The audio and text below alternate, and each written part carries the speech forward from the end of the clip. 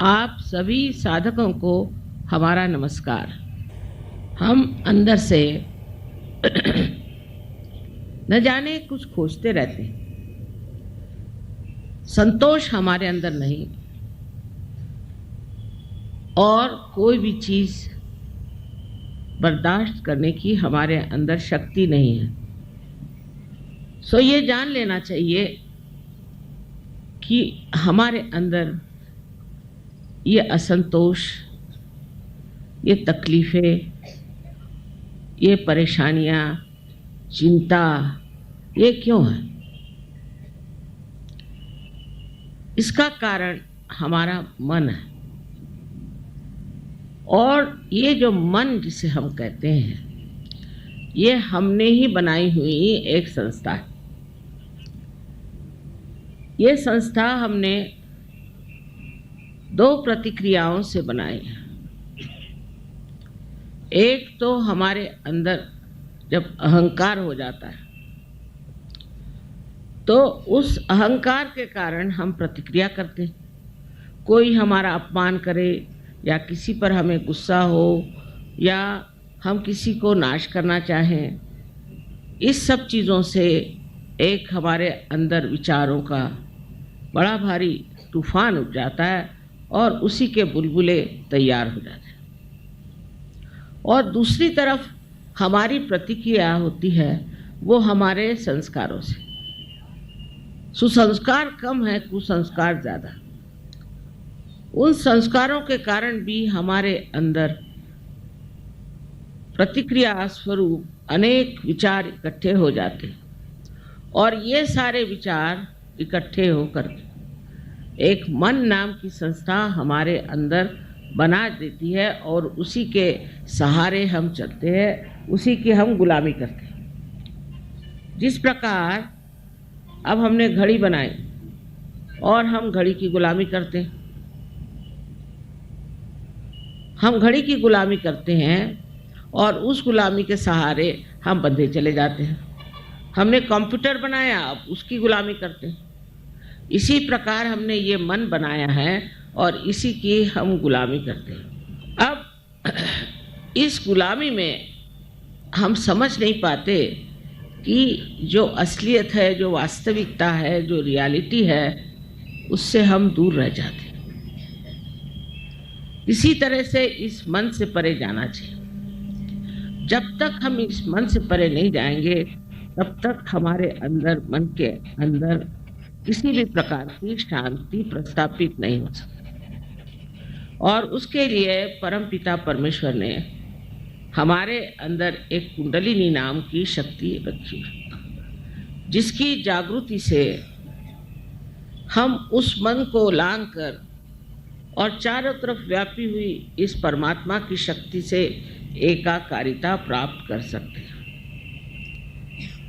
अब जैसे हर एक चीज़ का मार्केट होता है, उसी तरह कुंडलिनी का भी मार्केट हर जगह या इसका आप मार्केट नहीं कर सकते।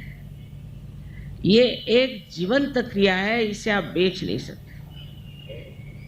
जैसे जमीन में एक बीज लगाने से वो अपने आप स्फुरित होता है, उसी प्रकार आपके अंदर बसी हुई कुंडलिनी भी अंकुरित होती है अपने आप सहज। उसके लिए कुछ करना नहीं होता। उसके लिए पैसा तो छोड़िए, कोई व्यर्थ का सायास भी नहीं करना पड़ता। घर छोड़ो, संन्यास लो, फलाना करो, ढिकाना करो, तपस्या करो आदि कोई चीज़ करने की ज़रूरत नहीं, क्योंकि इस कलयुग में किसी के पास इतना समय भी नहीं। और दूसरी बात यह है कि ये सब चीज़ आप कर चुके पिछले जन्म में, अब इस जन्म में आपको पाने का, और ये पाने के लिए आप यहाँ आए हैं और ये पाना बहुत ही सहज और सुलभ है। पहले तो जब ये कुंडलिनी जागृत होती है तो आपके हाथ से चैतन्य की लहरियाँ बहने लगती है, जो चारों तरफ फैली हुई जो शक्ति है, जिसको आज तक आप सुनते आए हैं, वो शक्ति आपके अंदर से बहने लगती है। और आपको ये महसूस होती है, आपको प्रतीत होता है कि ये कुंडलिनी की शक्ति जागृत हो गई है और हमारे हाथ से बह रही।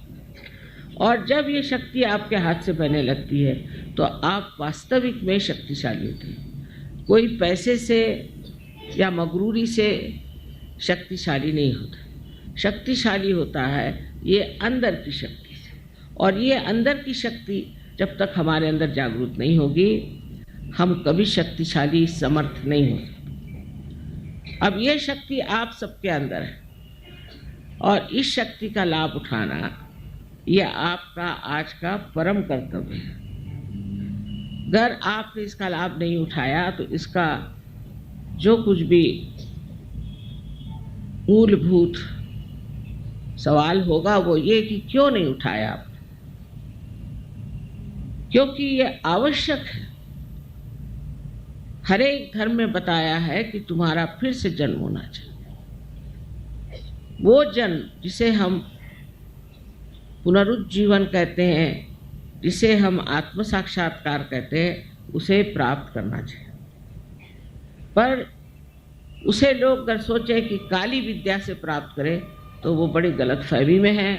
उल्टे काली विद्या में जाने से बहुत नुकसान होते हैं, बहुत तकलीफ़ें हो जाती हैं, इससे कोई फ़ायदा नहीं होता।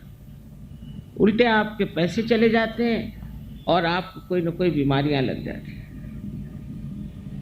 बहुत ज़रूरी है कि आप इस आत्म साक्षात्कार को प्राप्त करें। इसके प्रकाश में आपको पूर्ण शांति प्राप्त होगी। इतना ही नहीं, लेकिन इसके प्रकाश में आपको केवल सत्य जो है, एब्सोल्यूट ट्रूथ जो है, वो पता होगा।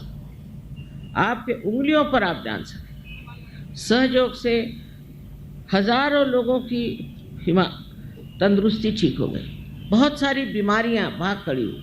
कैंसर जैसी बीमारी लोगों को ठीक हुई। उसमें कोई पैसा देने का नहीं, किसी डॉक्टर के पास जाने का नहीं, आप अपनी ही शक्ति से इसे ठीक कर सकते हैं। इसको दूसरे के पास जाने की ज़रूरत नहीं, कुछ करने की ज़रूरत नहीं। और जब इतना आसान है तो इसे क्यों न प्राप्त करें। किसी भी प्रकार की आपको अगर दुविधा है, जैसे समझ लो आपके बच्चे पढ़ने लिखने में ठीक नहीं चल रहे, कुंडलिनी के जागरण से मैंने देखा है कि बच्चे क्लास में फर्स्ट आने लग जाते, क्योंकि हमारे अंदर की जो मस्तिष्क की शक्ति है वो न जाने 1000 गुना बढ़ जाती है। मनुष्य जो है असल में चरित्रवान और धार्मिक होता है, असल में, नकली नहीं तो सवेरे जाओ मंदिर में और शाम को और सबको मारो पीटो करो। वास्तविक में धार्मिक वो अंदर से हो जाता है। और ये धर्म जो है सारे विश्व में एक ही धर्म है, और वो धर्म है प्यार का, प्रेम का, करुणा का। आज तक हमने प्रेम की शक्ति को कभी भी उपयोग में नहीं लाया, इसलिए सारे प्रश्न खड़े हुए। इस प्रेम की शक्ति को अपने अंदर जब हम जागरूक कर लेते हैं तो फिर हम समझते हैं कि हम कितने वैभवशाली हैं, और हमारे अंदर न जाने हजारों तरह की शक्तियाँ संचरित होती हैं। जैसे आप दूसरों को भी जागृति दे सकते हैं, दूसरों को भी बीमारी ठीक कर सकते हैं, दूसरों का भी आप भला कर सकते हैं और उनको शांति दे सकते हैं। इसको कुछ ज़्यादा सीखना नहीं पड़ता। 1 महीने के अंदर आप अपने ही गुरु हो जाते हैं और आप सब कुछ जानते हैं, जो कुछ आपको करना है और जो चीज़ आपको उपयोग में लाना है। उस वक़्त कोई आपको बताने नहीं आएगा कि ये करो या वो करो। हमने देखा विदेश में एक रात में लोगों ने ड्रग लेना छोड़ दिया। आज जागृति हुई, कल से ड्रग छूट गया, क्योंकि उस प्रकाश में आप देखते हैं कौन सी चीज़ आपके लिए नाशवंत है और कौन सी चीज़ आपके लिए समर्थक है, और आप छोड़ देते हैं फौरन उस चीज़ को जो आपकी नाशवंत है, क्योंकि आप समर्थ भी हैं। बहुत से लोग छोड़ना भी चाहते पर छोड़ नहीं सकते, पर इसके बाद ये शक्ति आपके अंदर प्रकट होती है और उसके कारण आप उसे एकदम छोड़ देते। तीसरी बात जो है कि जो आपका चित्त है वो पूरी तरह से एकाग्र हो जाता है, उसकी चल बिचल खत्म हो जाती है। एक तो आप शांति में जाके बैठ जाते हैं और शांति में आप एक साक्षी स्वरूप होकर सारे संसार की और एक नाटक की दृष्टि से देखते हैं। जैसे कोई नाटक हो रहा है और ये नाटक देखने में आप समझ सकते हैं कि इसकी क्या गलतियां हैं, क्या अच्छाइयाँ हैं। आपके अपने स्वयं जीवन के जो प्रश्न हैं उसको भी आप बहुत आसानी से हल कर सकते हैं, क्योंकि आप उन प्रश्नों से बाहर निकल आए। इस प्रकार अनेक विध इसके लाभ हैं, क्योंकि आप एक महान ऊंचे दर्जे के इंसान हो जाते हैं और ये परिवर्तन होना ज़रूरी है। इस परिवर्तन से सब तरह से हमारी समस्याएं दूर होती हैं। बहुतों को तो संसार में आर्थिक समस्या बहुत है, आर्थिक समस्या के मारे परेशान है। जिनकी आर्थिक दशा ठीक है वो भी परेशान है, जिनकी नहीं है वो भी परेशान। इसका कारण ये है कि आर्थिक व्यवस्था का जो स्रोत है वो हमारे अंदर लक्ष्मी का स्थान है, उसकी एक अपनी व्यवस्था है। वो लक्ष्मी का जब चक्र जागृत होता है और स्वच्छ हो जाता है और पूरी तरह से प्लावित होता है कुंडलिनी से, तो आपको लक्ष्मी का भी प्रसाद बहुत मिलता है।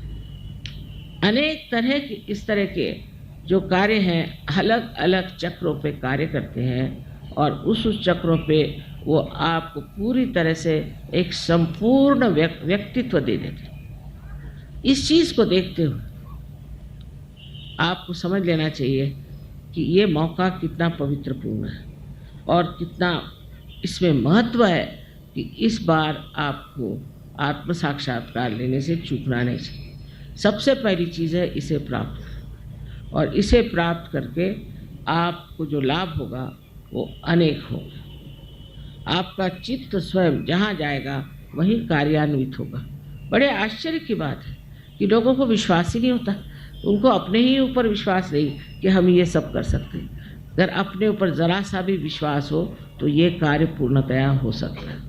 सबसे तो बड़ी बात यह है कि आपको किसी भी चीज़ की थकान नहीं होती, आपकी उम्र जो है जैसे कि वैसे ठहर जाती और कितना भी कार्य करो तो भी ऐसा लगता नहीं कि आपने बड़ा काम किया, आपने बड़ी मेहनत करी। और बड़ा आश्चर्य लगता है कि कैसे प्रसाद रूपेण हर तरह के प्रसाद आपको मिलते हैं। ये सब चीज़ें अनुभव करने के हैं, पर इसके लिए लोग चाहिए विशेष।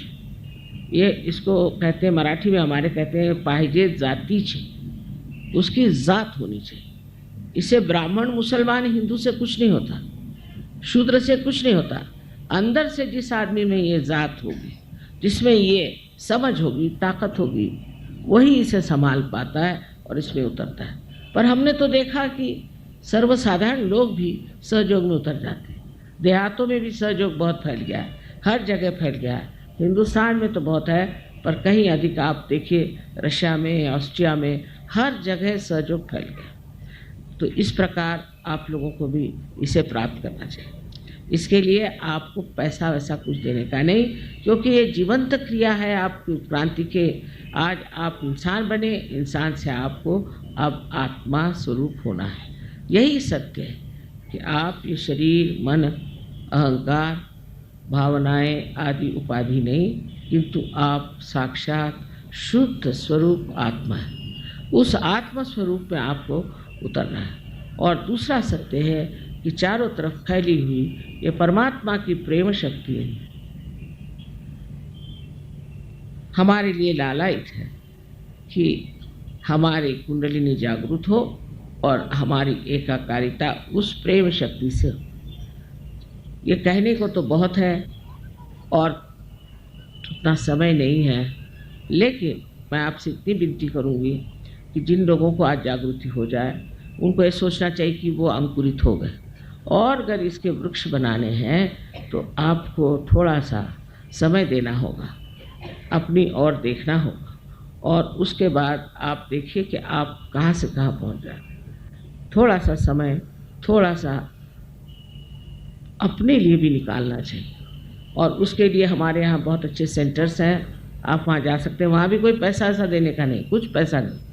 वहाँ जा कर के आप देख सकते हैं कि किस तरह से आप अपने अंदर की शक्ति को प्राप्त कर सकते हैं। इसमें कोई भी जाति कोई भी देश, कोई सा रंग, कोई चीज़, उसका फर्क नहीं। आप इंसान हैं और हर एक इंसान के अंदर ये शक्ति है। इसे आप सब लोग प्राप्त करें। आप सबको अनंत आशीर्वाद। अब शांतिपूर्वक सब लोग बैठ जाएं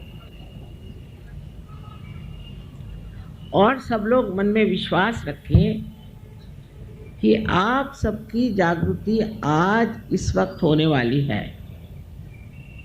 मतलब ये कि अपने में दोष मत देखिए इस वक्त।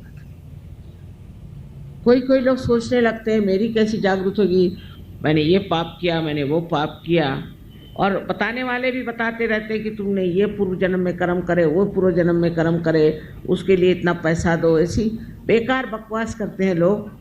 जो ऐसा कहते हैं वही पापी है, समझ लीजिए। इस वक्त आप मेरे सामने कोई भी पापी नहीं। तो कृपया ये सोच लीजिए कि आपके अंदर जो भी दोष है, जो भी हुआ सो बीत गया, उसका अब विचार नहीं करना है। इस वक्त आप शांतिपूर्वक यही सोचिए कि मैं बिल्कुल दोषी नहीं। ऐसा सोचने से ये चक्र पकड़ता है। जब आप सोचते हैं कि आपके अंदर दोष है तो यहाँ पे ये चक्र पकड़ता है। इससे अनेक बीमारियाँ हो जाती हैं, जिसे अंग्रेजी में स्पॉन्डिलाइटिस कहते हैं, अनजाना कहते हैं, और तरह तरह के प्रकार इस एक चक्र के पकड़ने से होते हैं। तो हो गया सो बीत गया उस वक़्त के, अब तक क्यों आप लेकर बैठे?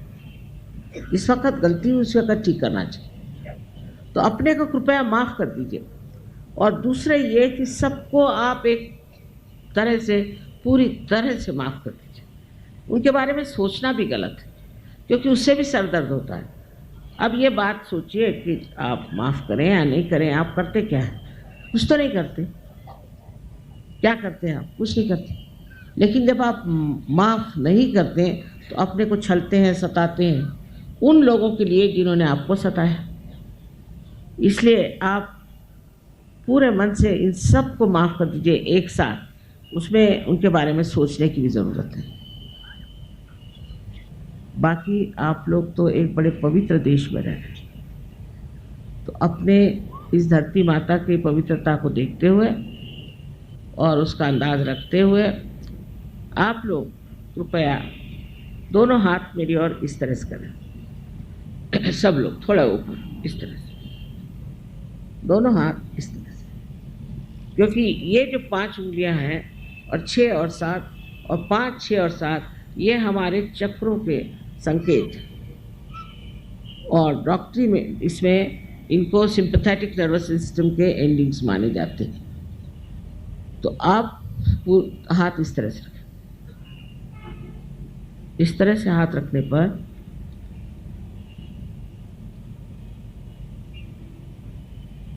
चाहे तो आप चश्मा निकाल लें, कोई ज़रूरी नहीं।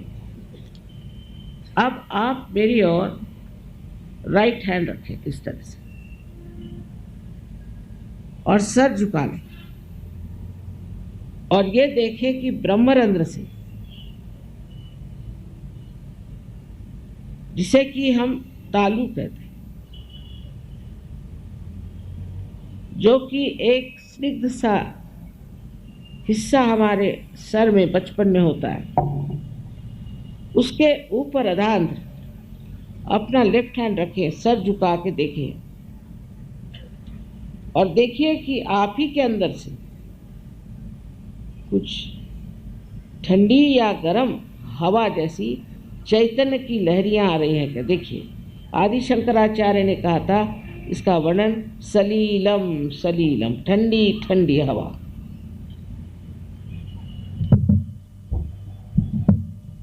आशा आपने जूते उतार लिए होंगे और जो लोग कुर्सियों पे बैठे हैं दोनों पैर अलग कर लें, बाकी सब ठीक है।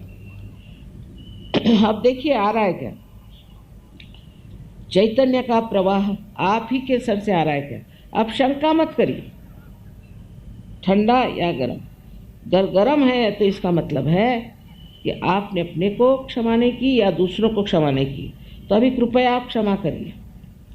किसी किसी को दूर तक आता है, किसी को नज़दीक आता है, पर सर को छूते हुए हाथ मत रखिए, ऊपर।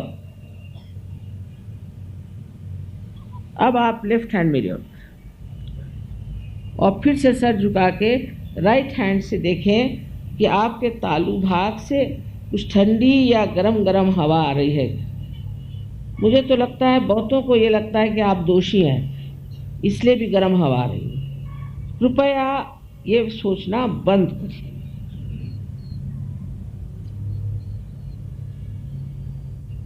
अब एक बार, आखिरी बार, फिर से राइट हैंड मेरी ओर, सब लोग करें। और फिर सर झुका के लेफ्ट हैंड से देखें कि ठंडी हवा आ रही है क्या। बहुत से लोग बेकार बातें करते हैं कि कुंडलिनी जागरण से ये होता है, कुछ नहीं होता। आराम मिलता है, तकलीफ़ें जाती हैं, बीमारियां जाती हैं, मानसिक शांति मिलती है, अनेक विध शक्तियां जागृत होती हैं। ये सब इसलिए कहते हैं क्योंकि उनको जागृति आती नहीं है। हाँ, अब आप लोग दोनों हाथ सर की तरफ, और एक प्रश्न पूछे, 3 बार एक प्रश्न पूछे कि माँ, क्या ये परम चैतन्य है? क्या ये ब्रह्म चैतन्य है? मुझे माँ कहिए, श्री माता जी कहिए। मन में पूछे 3 बार प्रश्न।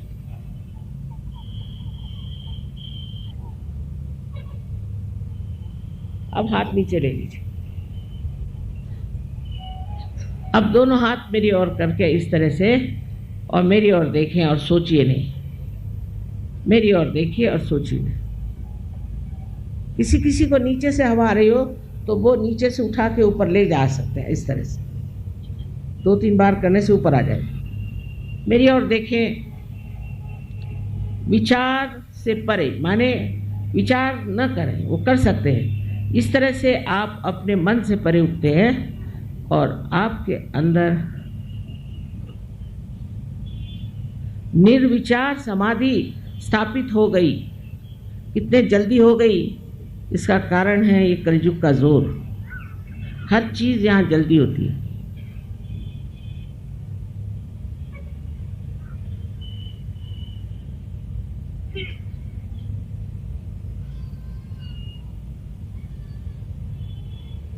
अब देख लीजिए, कोई पेड़ हिल नहीं रहा, कोई फूल हिल नहीं रहा, लेकिन ठंडी हवा आ रही।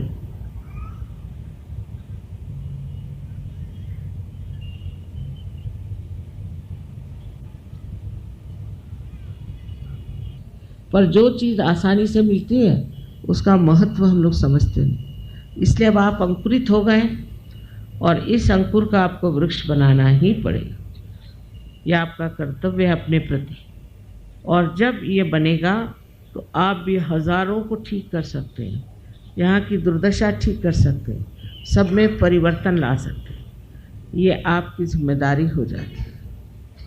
आप सबको मेरा अनंत आशीर्वाद, अनंत आशीर्वाद।